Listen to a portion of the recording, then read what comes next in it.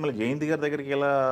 మెడ్రాస్లో నేను ఒక 4-5 సంవత్సరాల పైన తమిళ్ రాయటం చదవటం అన్నీ నేర్చుకుని అమ్మవారు లాంటి సినిమాలు కూడా పనిచేశాక మా పెద్దన్నయ్య పెళ్ళికి వచ్చాను. అప్పుడు అక్కడ భారతీయుడు సినిమా ఆఫర్ వదులుకొని ఇక్కడ ఉండిపోవాల్సి వచ్చింది. ఓకే. అప్పటికే హైదరాబాద్కి అందరూ షిఫ్ట్ అవుతూ ఉన్నారు. ఈలోపు సంగీతం గారు కూడా నెక్స్ట్ సినిమా మొదలైపోయింది. సో మళ్ళీ వెళ్తే బాగుంది. సో నేను మళ్ళీ మా పెద్దన్నయ్య మ్యారేజ్ తర్వాత అక్కడికి వెళ్ళే బదులు ఇక్కడ సురేష్ ప్రొడక్షన్స్కి వెళ్ళి ఈ ప్రొఫైల్ తోటి రామానాయుడు గారి దగ్గర జాయిన్ అయిపోయాను. ఇక్కడ మ్యూజిక్ చేస్తూ ఉన్నారు అప్పుడు. ఓహో. సో అలా రామానాయుడు గారి దగ్గర చేరినప్పుడు ఒక సినిమా ఏమో చివరిలో ఉంది.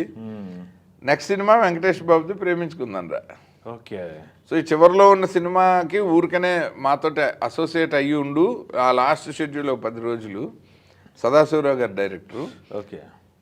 ఆ స్టోరీ కన్ఫర్మ్ అవ్వగానే దాని సిట్టింగ్స్కి పంపిస్తాము అంటే అలా పరచూరి వెంకటేశ్వర గారి దగ్గరికి స్టూడియో తరఫున అసోసియేట్గా వెళ్ళి దాని డైరెక్టర్ జయంతి పరంజీ గారు. ఇంకా అక్కడి నుంచి అది ప్రేమించుకుందనరా.